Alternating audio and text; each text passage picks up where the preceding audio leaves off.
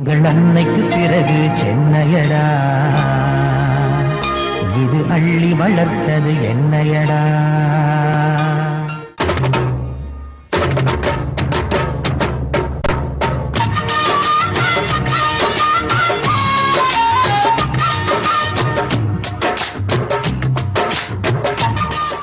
லாலே லாலலா. Peppers TV நேயர்கள் அனைவருக்கும் இந்த அல்லோவாச்சியின் பணிவான வணக்கம். இந்த நிகழ்ச்சிக்கு பேர் வந்து சென்னை பட்டணம், ஓகேங்களா?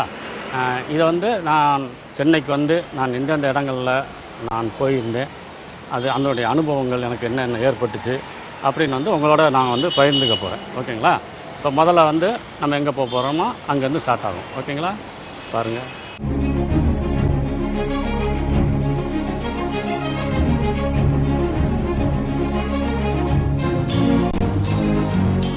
அதாவது எனக்கும் வந்து சினிமாவுக்கும் எந்த சம்மந்தமும் கிடையாது. நான் சினிமா ஆசையில் வந்து நான் வந்து சென்னைக்கு வரல. எங்கள் அப்பா வந்து எந்த ஊருக்குனாலும் கூட்டி போக மாட்டார். நான் வீட்டுக்கு ஒரே பிள்ளைன்றனால எங்கேயும் போய் எதுவும் ஆயிருமோ பிள்ளைக்கு அப்படின்னு சொல்லிட்டு எங்கேயுமே கூட்டி போனது இல்லையே. அப்போ நான் வந்து மெட்ராஸுக்கு போய் சுற்றி பார்க்கணும் அப்படின்னு ஒரு ஆசை வந்துச்சு. சரி, நம்ம தனியாக ஒரு இடத்துக்கு போகிறத விட ஒரு பசங்களை கூட்டி போகலாம் அப்படின்னு சொல்லிட்டு ஒரு 5-6 பசங்க வந்து அந்த இப்போ வந்து தீபாவளிக்கு ஒரு 5-6 நாளைக்கு முன்னால் மெட்ராஸுக்கு வந்து சுற்றி பார்த்துட்டு தீபாவளிக்கு திருப்பி மதுரைக்கு போயிடுவோம். நான் சொந்த ஒரு மதுரைக்கு போயிடலாம் அப்படின்னு சொல்லி பிளான் பண்ணால் வந்து அந்த டேட்டு வர ஒவ்வொருத்தனா வந்து இல்லை எங்கள் வீட்டில் திட்டுறாங்க, நாங்கள் விட மாட்டுறாங்க அப்படின்னு சொல்லி எல்லா பயிலுமே வந்து கழட்டிட்டு போயிட்டான். இப்போ நான் வந்து என்ன பண்ணுறதுன்னு தெரில. சரி, தனியாவது நம்ம போயிடுவோம் அப்படின்னு சொல்லிட்டு நான் பாட்டில் டிக்கெட் எடுத்து பாண்டியன் எக்ஸ்பிரஸில் டிக்கெட் எடுத்து இங்கே வந்து எக்மோரில் வந்து இறங்கினேன். இப்போ ஒரு இடத்த பற்றி தெரிஞ்சால் தானே சுற்றி பார்க்குறதுக்கு. மெட்ராஸில் என்னென்ன இடங்கள் இருக்குன்னே எனக்கு தெரியாது. எப்படி எதை போய் சுற்றி பார்க்குறது? அப்போ எனக்கு வந்து ஒரு பாலச்சந்திரத்தை எடிட்டர் வந்து ஆர்பி திலக்னு ஒருத்தர், அவருடைய தம்பி வந்து பாபு, அவர் எனக்கு ரொம்ப ஃப்ரெண்டு. அவர் மெட்ராஸுக்கு அப்போ வந்திருந்தார். ஒரு தடவை மதுரை வந்தப்போ எனக்கு வந்து அட்ரஸ் கொடுத்தாரு.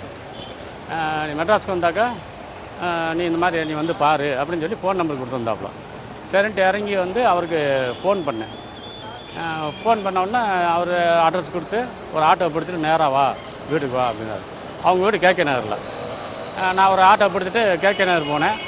கேகே நகர் போன உடனே அவங்க வந்து ரெடியாக இருந்தாங்க. 2 பேரும் அண்ணன் தம்பி 2 பேரும் குளித்து ரெடியாக இருக்கிறாங்க. இனி அவசரமாக குளின்றாங்க. சரின்ட்டு நான் குளித்து முடித்தோடனே காரில் ஏறுனாங்க. சரின்ட்டு காரில் ஏறினேன். ஏறினா கார் நேராக வாக்கிங் ஸ்டுடியோக்குள்ளே போகுது. சென்னைக்கு வந்து இறங்கி ஒரு 1 ஹவருக்குள்ளே ஸ்டுடியோக்குள்ளே போன ஒரே ஆள் நானாக தான் இருப்பேன். எனக்கு வந்து ஏவிஎம் உருண்டையை பார்க்குறதுக்கே பல வருஷங்களாக இருக்குது. வந்து இறங்கி 1 ஹவருக்குள்ளே ஸ்டுடியோக்குள்ளே போக முடியுமா? அந்த பாக்கியம் வந்து எனக்கு தான் கிடச்சிது. இப்போ எக்மோர் கதையை கேட்டிங்கள்ல, பாருங்கள், ஊரை சுற்றி பார்க்க வந்து ஒரு மணி நேரத்துக்குள்ளே ஒரு ஸ்டுடியோக்குள்ளே யாருனாலையும் போக முடியுமா? அந்த பாக்கியம் எனக்கு கிடச்சிது. ஏன்னா இப்போ இந்த இது தெரிஞ்சுக்கிட்டீங்க. இப்போ அந்த எக்மோரில் இறங்கினோன்னு ஒரு கூத்து நடந்துச்சு, அதை சொல்கிறேன் பாருங்கள். அது சூப்பராக இருக்கும். அது இறங்கி முதல்ல இவரை பார்க்குறதுக்கு முன்னால் என்ன பண்ணேன், ஒரு டீ குடிக்கலான்னு சொல்லிட்டு ஏற்ற மாதிரி ஒரு டீ கடை அங்கே போனேன். பொதுவாக வந்து இந்த டீ கடையில் என்ன பிரச்சனைன்னு எனக்கு தெரியாது. டீ கடைக்கு போனேன், டீ கேட்டேன். ஆனால் அவர் என்ன பண்ணாருனாக்கா, அந்த சர்வர் ஒரு தட்டில் கேக்கில் 3 வகை, ஒரு பிஸ்கட்டில் 3 வகை, மொத்தம் இவ்வளவும் தட்டு நிறையா வச்சு கொண்டாந்து வச்சுட்டு போயிட்டாப்புல. எனக்கு பயமாக போச்சு. நம்ம இதெல்லாம் கேட்கவே இல்லையே, எது கொண்டாந்து வச்சார் இவர் அப்படின்னு சொல்லிட்டு இங்கிட்டு திரும்பி பார்த்தாக்கா அங்கிட்ட ஒருத்தர் கேக் சாப்பிட்டுக்கிட்டு இருக்காரு, இங்கிட்ட ஒருத்தர் பிஸ்கட் சாப்பிட்டுக்கிட்டு இருக்காரு. இப்படி ஓடிக்கிட்டு இருக்கு. சரி, எனக்கு என்ன ஒரு இதாகி போச்சுன்னா, இந்த ஊரில் வந்து இதெல்லாம் பழக்கம் போல் இருக்குது, இதெல்லாம் சாப்பிடாட்டி நம்மளை அடிப்பாங்களோ, ஏன்னா நம்ம தனியாக வந்திருக்கோம், என்ன மெட்ராஸுக்கு மோசமான பய ஊர், பார்த்து நடந்து கடைன்னு பசங்க சொல்லி விட்ருக்காங்க. இது எனக்கு பயமாக போச்சு. திங்கெல்லாம் அடிப்பானுங்களா, என்ன பண்ணணும்னு யோசனை பண்ணிட்டு சரி எதுக்கு தின்னு வைப்போன்னு சொல்லிட்டு பூராத்தையும் தின்னுட்டேன். தட்டில் உள்ள பூராத்தையும் அடித்து காலி பண்ணிட்டேன். அதுக்கப்புறம் டீ கொண்டாந்து வச்சாப்புல டீயும் குடிச்சிட்டேன். அப்போ நமக்கு வந்து தைரியம் வந்துச்சு, நம்ம காசு கொடுக்க போகிறோம்ல, நம்ம என்ன கள்ள டிக்கெட்டில் வரல, நம்ம விட சுற்றி பார்க்கறதுக்காக அருமையாக பணம் எடுத்துகிட்டு தான் வந்தோம். அதனால் காசு பில்லு கொடுத்தாப்புல. அப்புறம் அவர்கிட்ட கேட்டேன், ஏங்க நான் வந்து டீ தானே கேட்டேன், எதுக்குங்க இப்படி பிஸ்கட்டும் கேட்கும் கொண்டாந்து வச்சிங்க அப்படின்னு. அவர் ரொம்ப கூலாக சொன்னார், நாங்கள் அப்படி தான் கொண்டாந்து வைப்போம், நீங்கள் எது சாப்பிட்றீங்களோ அதுக்கு பில்லு போடுவோம், நீங்கள் ஒன்றுமே சாப்பிடலன்னு டீ மட்டும் தான் போட்டிருப்போம் அப்படின்னா. எப்படி பார்த்தீங்களா கூத்த?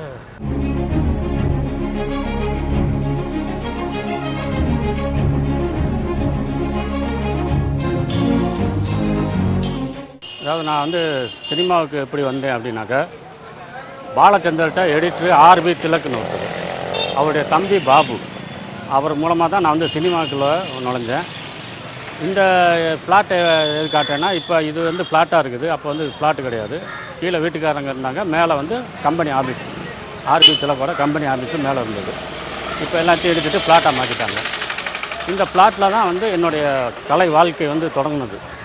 எனக்கு யாருமே வந்து இறங்கிய உடனே ஒரு 1 ஹவருக்குள்ளே நான் வந்து சினிமாக்குள்ளே பூந்துட்டேன். அப்போ பாபு தான் அப்படியே ஸ்டுடியோ கூட்டி போயிட்டு அதுக்கப்புறம் எங்கள் ஆஃபீஸில் வந்து தங்க வச்சாங்க. இந்த ஆஃபீஸில் வந்து நான் பல வருடங்களாக நான் அவர் கூடயே இருந்தேன். ஆர்பி திலக்கு கூடயே வந்து பல வருடங்களாக இந்த மேலே உள்ள ஆஃபீஸில் தான் இருந்தேன்.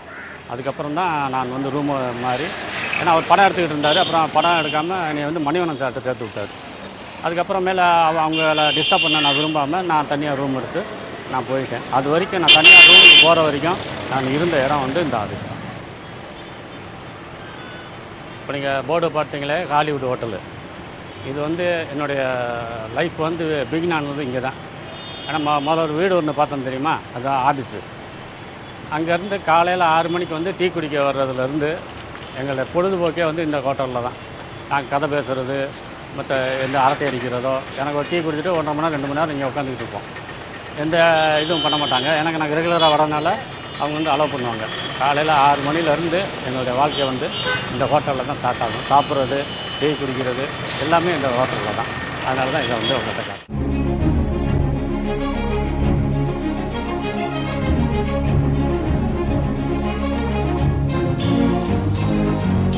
அதாவது இப்போ வந்து ஷூட்டிங்கில் வந்து நாங்கள் தான் காமெடின்னு இல்லை, ஷூட்டிங்கில் நிறையா காமெடி நடக்கும். இந்த மதுரை பக்கத்தில் ஒரு ஷூட்டிங் போயிருக்கோம் வடிவேல் அண்ணன் கூட. காலிலேருந்து எல்லாம் ஷூட்டிங் பார்த்துக்கிட்டே இருந்தாங்க. சரி ரைட்டு ஓகேன்னு மத்தியானம் லஞ்சு பிரேக் விட்டாங்க. சரின்ட்டு வடிவேல் அண்ணன் நான் இன்னொரு 4 பேர் உட்காந்தோம்.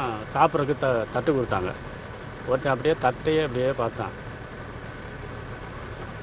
வடிவேல் அண்ணன் சொல்கிறாரு, ஏ வாசு, சாப்பிட்டு ரொம்ப நாள் ஆகி போச்சு போல் இருக்கவன், உன் தட்டை பார்க்குறேன் பார்த்துக்க அப்படின்னாரு.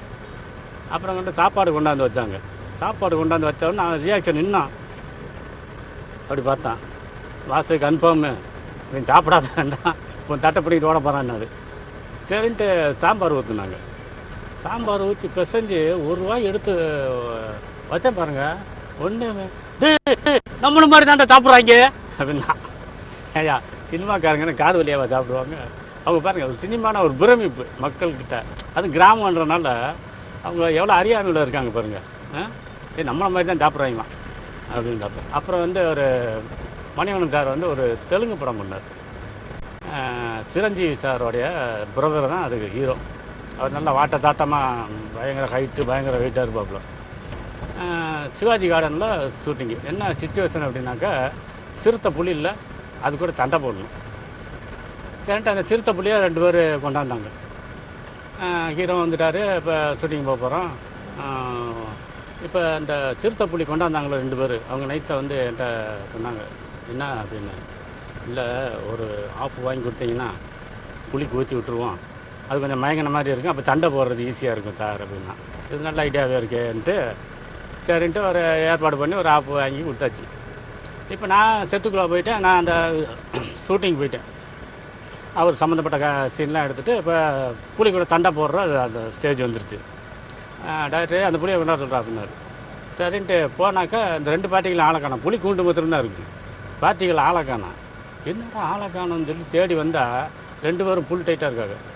புளிக்கு வாங்கிட்டு 2 பேரும் குடிச்சிட்டாங்க, புளி கொடுக்கல. இப்போ புளி வந்து காமெடி ஒன்று பண்ணிச்சு. சரி கொண்டாங்க, என்ன பண்ணுறது, இவங்க குடிச்சிட்டாங்க, இனிமேல்லாம் போய் நம்ம டயத்தை வேஸ்ட் பண்ண முடியாதுல்ல. சரி வாங்கடான்ட்டு அந்த புளியை இறக்கி விட்டாங்க காட்டுக்குள்ளே. அந்த ஒரு ஹீரோ வந்து அப்படி புளி வாழை பிடிச்சி இப்படின்னா இருப்பாருங்க. புளி உருவிக்கிட்டு ஒரே ஓட்டம், பயந்து ஒரே ஓட்டமாக ஓடி போயிடுச்சு இவரை பார்த்து, ஹீரோவை பார்த்து. காடு முழுக்க மத்தியானம் வரைக்கும் தேடுறாங்க. எனக்கு சிவாஜி கார்டன் வந்து காடு ஃபுல்லாக வயலுங்க எல்லாமே இருக்கும். எங்கேயோ போய் உட்காந்துக்குச்சு. அப்புறம் யாரும் போய் தேடுறதுக்கும் பயம், என் புளி அடிச்சு போச்சுன்னா. அப்புறம் இவங்களே இழுத்துட்டு போய் அதை கூட்டி வந்தோம். இப்போ நான் நின்றுக்கிட்டு இருக்கேனே, இது வந்து ராம் தியேட்டர்னு பேர். இப்போ வந்து இது வந்து கல்யாண மண்டபம் ஆயிடுச்சு. ஆனால் நான் இருந்த காலகட்டத்தில் இது வந்து தேட்டராக இருந்தது. இந்த தேட்டரை எதுக்கு நான் வந்து ஸ்பெசிஃபிக்காக சொல்கிறேன் அப்படின்னாக்கா, அதாவது நான் வந்த பீரியடில் வந்து இவ்வளோ சேனல்கள் கிடையாது. ஒன்லி வந்து கவர்மெண்ட் சேனல், டெல்லி சேனல் மட்டும்தான் டிவியில் வரும். அது ஹிந்தி. நம்மக்கிட்ட டிவியும் இல்லை அப்போ நான் என்ன பண்ணுறதுனாக்கா, என்னுடைய கலை தாகத்தை வந்து நான் வந்து தீர்த்து கொண்ட ஒரு நல்ல இடம் வந்து இந்த தியேட்ரு. ஏன் அப்படின்னாக்கா, காலையில் நூன் ஷோ போடுவாங்க பழைய படங்கள். எனக்கு வந்து ரொம்ப ஆசை, நம்ம பெரிய நடிகர் கிடையாதுல்ல, மற்றவங்க எப்படி நடிக்கிறாங்க, மற்ற காமெடி நடிகர்கள். எனக்கு நம்ம காமெடின்னு தான் டிசைட் பண்ணியாச்சு. எனக்கு ஸ்கூல்லையும் காலேஜில் எல்லாம் இப்போ காமெடியாகவே பேசி ஈச்சி சிரிக்க வச்சு எல்லாத்தையும் அந்த மாதிரி தான் நம்மளுடைய பழக்க வழக்கலாம். அப்போ நம்ம வந்து நம்மளை இம்ப்ரூவ் பண்ணிக்கிறதுக்கு என்ன பண்ணுறது அப்படின்னு பார்த்தா, இந்த தேட்டரில் வந்து காலையில் நூன் ஷோ பழைய படங்கள்லாம் போடுவாங்க. அப்போ பாலையா, எம்ஆர் ராதா, சந்திரபாபு, நாகேஷ், இந்த மாதிரி எந்த காமெடி ஆக்டர்கள் நடித்து படம் இருந்தாலும் நான் இம்மிடியேட்டாக இங்கே வந்துடுவேன். 12:30 போடுவாங்க அந்த ஷோ. இம்மிடியேட்டாக நீங்கள் வந்து அதை பார்ப்பேன். நான் அந்த படங்களை வந்து பார்த்து திருப்பி நான் ரூமுக்கு போயிட்டு அந்த மாதிரி நம்ம செஞ்சுருந்தால் எப்படி செஞ்சுருக்கலாம், இவர் இப்படி செஞ்சார், நம்ம இப்படி செஞ்சால் நல்லா இருக்குமா அப்படின்னு சொல்லி அந்த ரூமில் இருக்க ஸ்டாஃபுக்கு முன்னால் நடித்து காட்டுவேன். அவங்க வந்து நல்லா என்ஜாய் பண்ணுவாங்க. அந்த மாதிரி வந்து என்னுடைய கலை பயணத்துக்கு இது வந்து பெரிய முக்கியமான ஒரு இடம். எனக்கா டிவி இல்லாத நேரங்களில் நான் வந்து பார்த்து என்னை நான் வந்து டெவலப் பண்ணிக்கிட்ட ஒரு இடம் வந்து ராம் தியேட்டர்.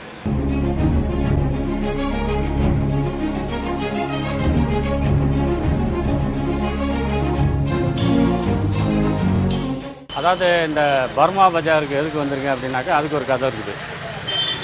நான் வந்து மெட்ராஸ் சுற்றி பார்க்க வந்தேன். ஆர்வி திலக்குன்றவர் வந்து என்னை வந்து கூட்டி வந்தார். இப்போ அவர் வந்து பேசிக்காக வந்து எடிட்ரு. அதனால் வந்து முதல்ல வந்து நீ வந்து எடிட்டிங்கில் தான் ட்ரைனிங் பண்ணார். எனக்கு என்ன அது போர் அடித்து போச்சு. ஏன்னாக்கா எடிட்டிங்கிறது வந்து 4 சுவத்துக்குள்ளே உட்காந்துக்கிட்டு பண்ணுற ஒரு வேலை. நான் வந்து ஊரை சுற்றி பார்க்கணுன்னு வந்த ஆள்.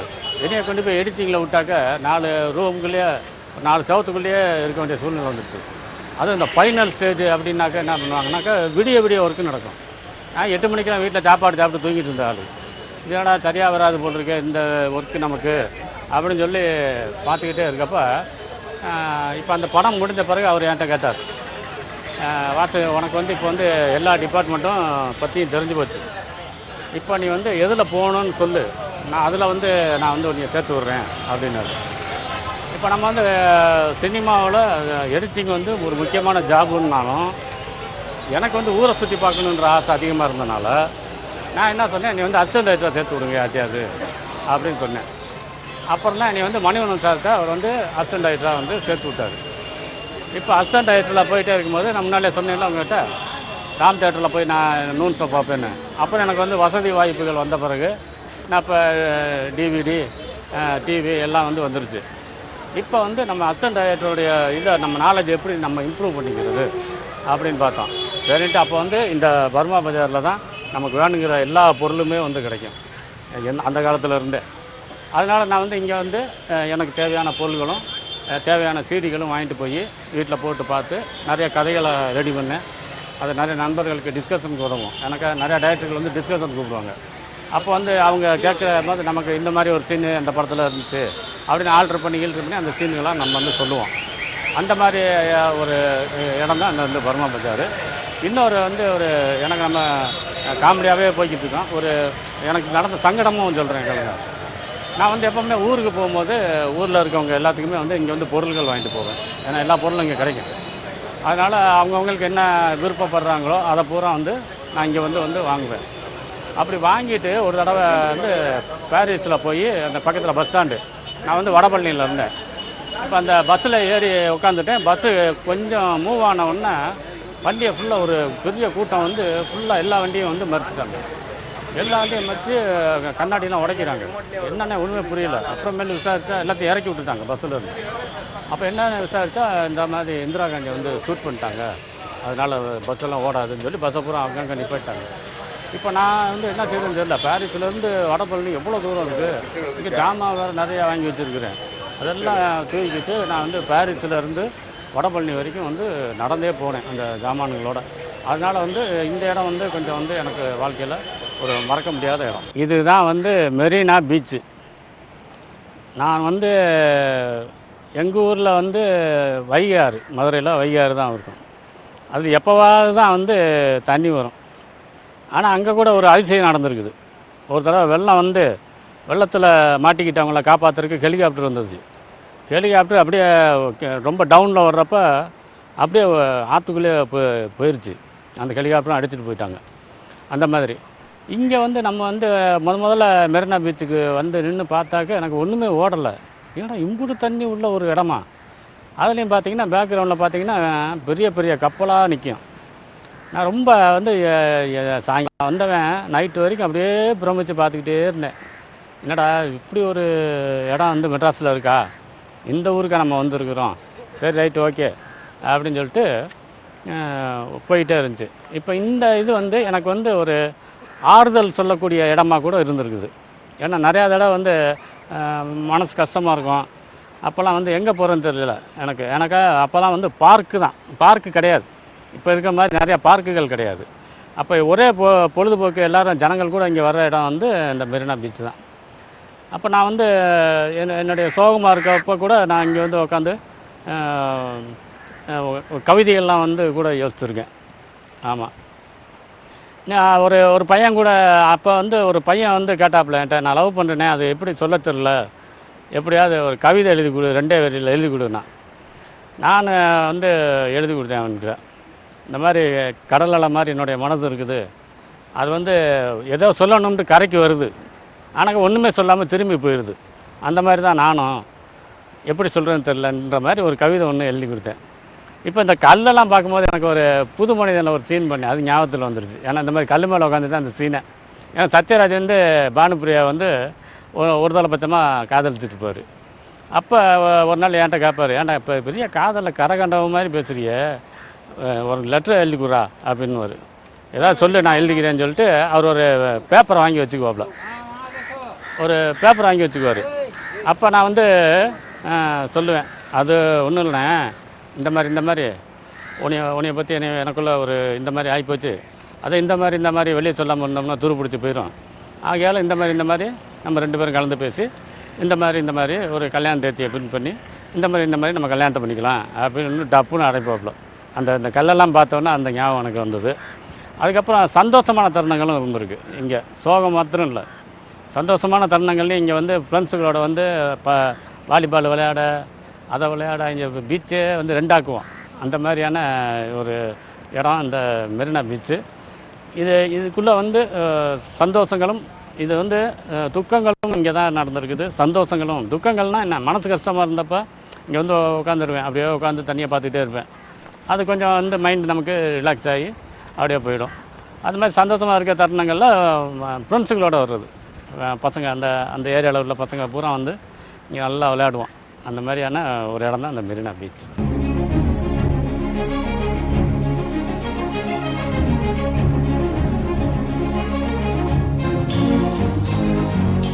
அதாவது வாய்ப்பு தேடி அலைகிறப்ப நான் எனக்கு வந்தது வந்து ஈஸியாக வந்துட்டேன். ஒருத்தர் வந்து என்னை வந்து கூட்டி போய் உடனே ஸ்டுடியோ கூட்டி போனார். அதுக்கப்புறம் அவர் ஆஃபீஸில் தங்க வச்சார். அதுக்கப்புறம் ஒரு வீட்லேயே கொஞ்ச நாள் இருந்தேன். அதுக்கப்புறம் ஒரு ரூம் பார்த்து நான் போனேன். இப்போ கொஞ்சம் பீரியட் போனோன்னா என்ன ஆச்சுனாக்கா, அவரும் படம் எடுக்கிறத விட்டுட்டார். இப்போ நானும் வந்து நடிகன் ஆகிட்டேன். மணிவண்ணன் சார் வந்து நீ வந்து நடிகன் ஆகிட்டார். இப்போ அடுத்தடுத்து வாய்ப்பு தேடும் போது நம்ம எல்லா கம்பெனியும் தெரியாதுல்ல, தெரிஞ்ச கம்பெனிகளுக்கு போவோம் அப்படின்னு சொல்லிட்டு நானாக கேள்விப்பட்டு போவேன். அதுக்கு பேர் வந்து சில நல்ல கம்பெனிங்க 100 இருந்தாலும் ஒரு 10 கம்பெனி வந்து உப்புமா கம்பெனின்னு சொல்லுவாங்க அதுக்கு பேர். அங்கே போனீங்கன்னா பெரிய அக்கௌர்மெலாம் நடக்கும். அங்கே போனால் காசு கேட்பாங்க. அப்படி ஒரு ப்ரொடியூசர் வந்து ஒரு மேனேஜர் என்கிட்ட பேசினார். தம்பி, இந்த படத்தில் உனக்கு நல்ல கேரக்டர் தம்பி, நல்லா இருக்கா, நீ உனக்கு நல்ல கேரக்டர் தரோம் அப்படின்னாரு. அப்புறம் சரி சம்பளம்லாம் பேசினார். சம்பளம்லாம் பார்த்து பேசிக்கோங்க தம்பி, எனக்கு வந்து ப்ரொடியூசர் வந்து பிச்சை எடுத்து அந்த படத்தை எடுக்கிறாரு அப்படின்னாரு. அதனால் என்னங்க பரவாயில்லைங்க, நான் பார்த்து பண்ணிக்கலாம் அப்படின்ட்டு, சரி சம்பளம் வந்து ப்ரொடியூசர்கிட்ட தானே பேச முடியும் அப்படின்ட்டு, ப்ரொடியூசருங்க அப்படின்னு பிச்சை எடுக்க போயிருக்காருண்ணா. அட போயா லூஸு வந்துட்டேன். அப்புறம் வந்து இன்னொரு கம்பெனி வந்து ஒருத்தர் ப்ரொடியூசரை நேரடியாக பேசுகிறாரு.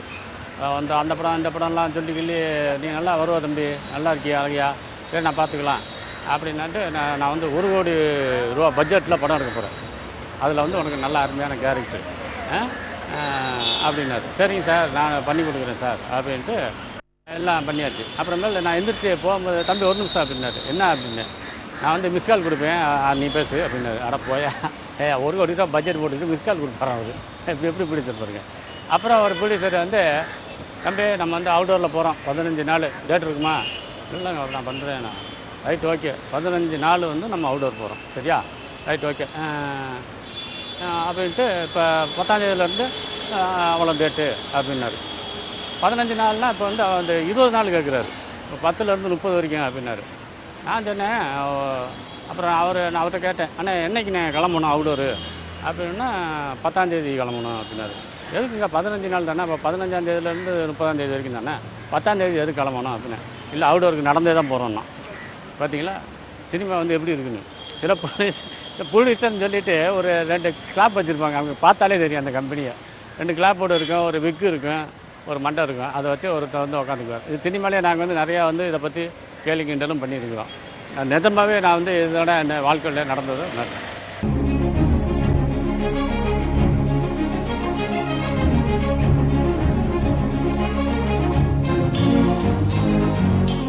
அதாவது ஊட்டிக்கு ஒரு படத்துக்கு ஷூட்டிங் போனோம். போய் கோயம்புத்தூரில் இறங்கி தான் வேறு காரில் ஊட்டி கூட்டி போவாங்க, ஊட்டி ஷூட்டிங்னா. அப்படி நாங்களும் போகிறோம், ஃபைட்டர்ஸும் வந்தாங்க. சரின்ட்டு ஒரு வயசானவர், ஒரு ஓப்பன் ஜீப்பு, அந்த ஜீப்பை வந்து ஃபைட்டுக்கு யூஸ் பண்ண போகிறாங்க. அவரையும் அனுப்பிச்சிருந்துருக்காங்க கீழே. வேறு காரு எல்லாமே வந்துருக்குது. இந்த ஃபைட்டர்ஸ்லாம் என்ன பண்ணாங்கனாக்கா, அந்த வயசானவர் இருந்தார் பார்த்தீங்களா, அந்த ஜீப்பில் போய் ஏறிக்கிட்டாங்க. நாங்கள் பின்னால் காரில் வந்தோம். இப்போ அந்த ஜீப்பு வந்து மலைப்பாதையில் வந்து அவர் வந்து பயங்கர ஒரு யங்ஸ்டர் எப்படி ஓட்டுவார் அது மாதிரி வளைக்கிறாரு. ஃபைட்டருக்கெல்லாம் ஒரு என்கரேஜ் பண்ணுறாங்க அவரை, தாத்தா பின்னிட்டீங்க நீங்கன்ட்டு. இந்த மாதிரி கார் வந்து ஊட்டிக்கு வந்துருச்சு. இப்போ வந்து ஷூட்டிங்கெல்லாம் முடிஞ்சிருச்சு. திருப்பி வந்து ரிட்டன் எல்லோரும் சென்னைக்கு வரோம். இவங்க எல்லாம் வந்து வம்பு பண்ணி, தாத்தா வண்டி தான் எங்களுக்கு வேணும், அவர் நல்லா ஜாலியாக ஓட்டுறாரு அப்படின்ட்டு அதில் ஏறிட்டாங்க. இதேமாதிரி நாங்களும் பின்னால் ஃபாலோ பண்ணிட்டு வரோம். இப்படியே ஒரு அப்படின்னா இப்போ வந்து சாயங்கால நேரம்ல கொஞ்சம் ரவுண்டெல்லாம் வந்து ஸ்லோவாகுது. முன்னாடி ஓட்டினார்ல, இப்போ வந்து இப்படி போகுது. என்ன மாட்டினானுங்க அவனுங்க ஃபைட்டருக்கு நினச்சேன் அப்போவே.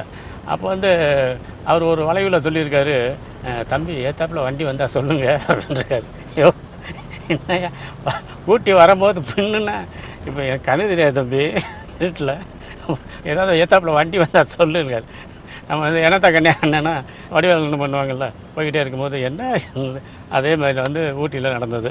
இப்போ இவ்வளோ நேரம் வந்து பெப்பர்ஸ் டிவி நேயர்களான உங்களோட நான் வந்து இவ்வளோ நேரம் அதாவது என்ன காமெடிகளாக தான் நீங்கள் வந்து சினிமாவில் பார்த்துருப்பீங்க, டிவியில் பார்க்குறீங்க.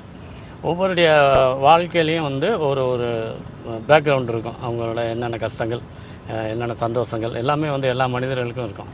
இப்போ இது வந்து சென்னைப்பட்டினம் வந்து ஒரு புதுமையான நிகழ்ச்சி. ஏன்னாக்கா இவர் ஏதாவது காமெடி சொல்லுவாங்க, அப்புறம் காமெடி போடுவாங்க. இப்படி தான் வந்து டிவிகளில் வந்து ப்ரோக்ராம் நடக்கும். ஆனால் இந்த பெப்பர்ஸ் டிவியில் வந்து ஒரு வித்தியாசமாக ஒரு காமெடியனுடைய வாழ்க்கை என்ன, அவங்க எப்படி வந்தாங்க, எப்படி அவங்களுடைய வாழ்க்கை வந்து போய்கிட்டு இருக்கு அப்படின்றது வரைக்கும் இப்போ நான் சொல்லிட்டேன். இவ்வளோ நேரம் நான் வந்து காமெடி மாத்திரம் சொல்லலை, உங்களுக்கு என்னுடைய கஷ்டங்களும் சொல்லியிருக்கேன். அதனால் நீங்கள் ரெண்டையுமே வந்து என்ஜாய் பண்ணணும். தயவுசெய்து அந்த பெப்பர்ஸ் டிவியை வந்து தவறாமல் எல்லோரும் பாருங்கள். நன்றி, வணக்கம்.